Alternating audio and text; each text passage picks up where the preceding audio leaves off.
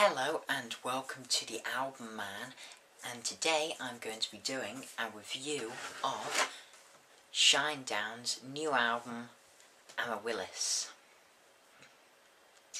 Nice cover.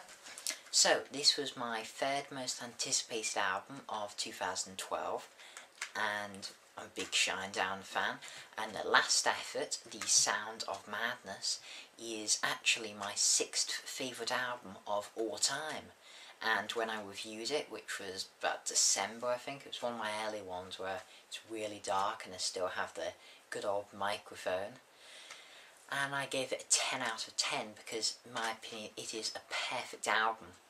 So this is the fourth studio album by American band Shinedown, and they consist of Brent Smith on vocals, Eric Bass, appropriately on bass as usual, Zach Myers on guitar, and Barry Kersh on drums.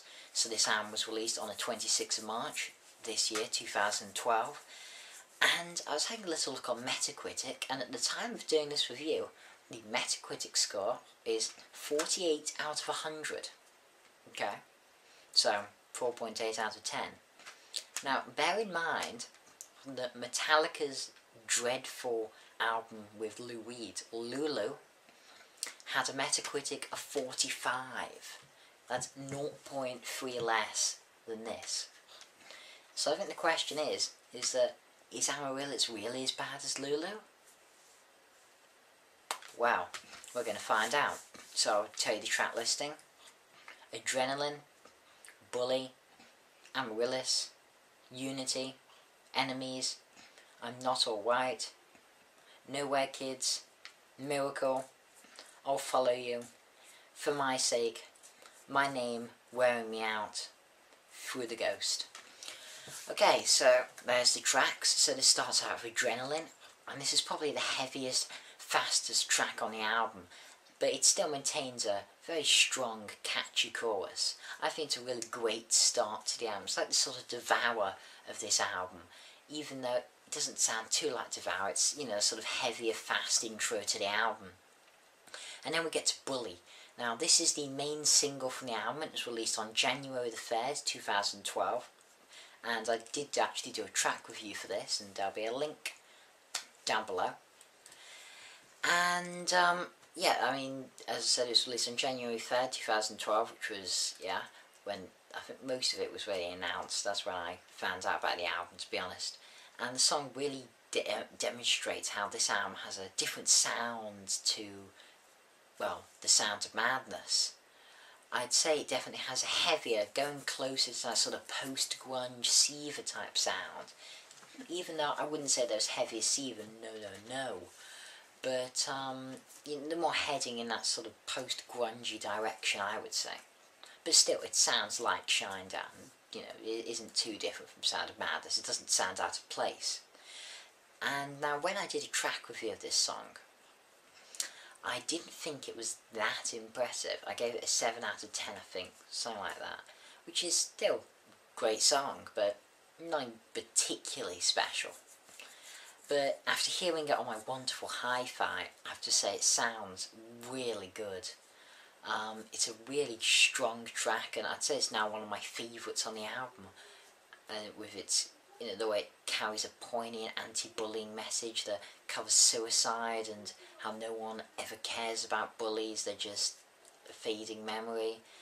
And even though this idea can sound a bit corny on paper, some anti-bullying song, Shinedown deliver it wonderfully, and it's a very, very strong track. So now we get to the title track, Amaryllis, and if you didn't know, Amaryllis is in fact a type of flower. That's what the album is named after, weirdly enough. And the song starts slowly and builds very like Second Chance, The Sound of Madness. And this song, it certainly does blossom. It really just crescendos with great guitar from Zach, and Brent's vocals are magnificent. But I've often said that he is one of the best vocalists in modern rock, so it hardly surprises me his voice is so good. I think it's a great track, strong track.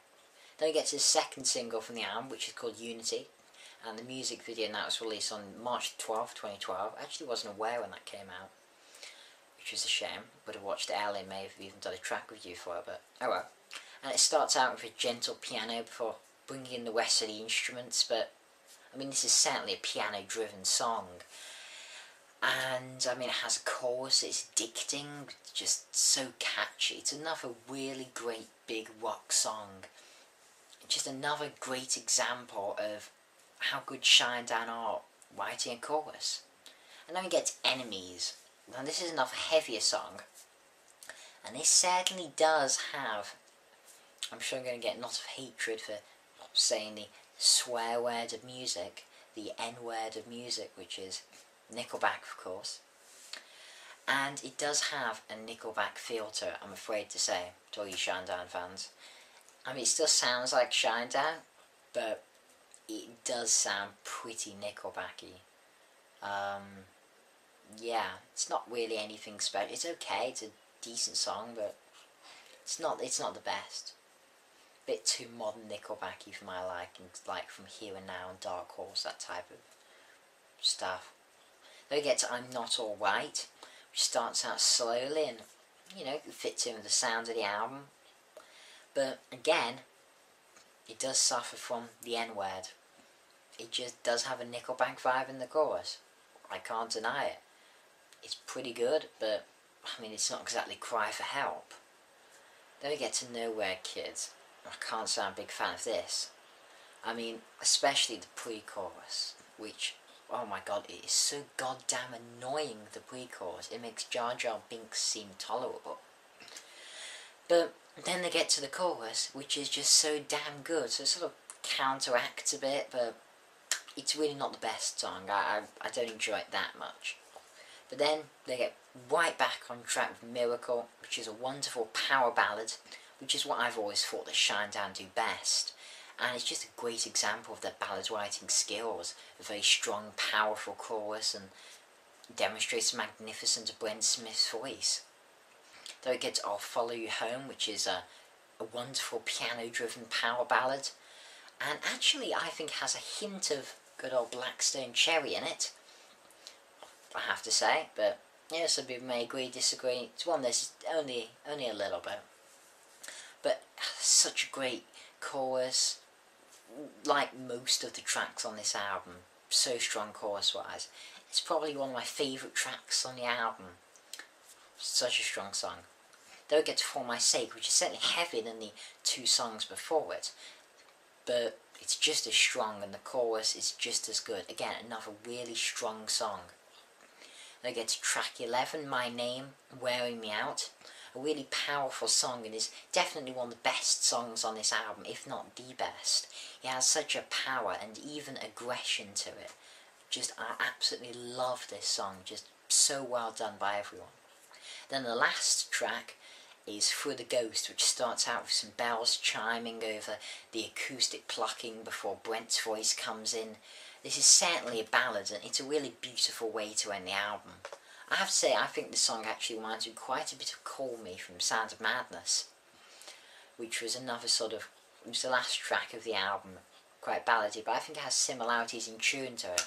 But, you know, tell me if you agree or disagree in the comments. So in conclusion, I'm going to give Shinedown's latest album an 8 out of 10, as it's a great album, but it does have a few pretty weak tracks, and in my opinion, it's definitely not as good as The Sound of Madness, which is a perfect 10. But it's still good, and certainly not as bad as Lulu, or the Metacritic score. Could this be Album of the Year? Who knows? I always think anything of 8 and above is a contender. But the fact that my last review was a Flying Colours album, which I gave a 9.5, I doubt I'm going to be preferring this by December over that. But, you know, we'll find out in my Album of the Year video at the end. And don't forget to check out my April Fool's Day video, which I did, it should be the video before this, which is a joke review of Lamb of God's Resolution. And make sure you read the description for that before commenting any hate for those Lamb of God fans. So, yeah, this has been the Alma. Comment, rate, subscribe, and long live rock and roll.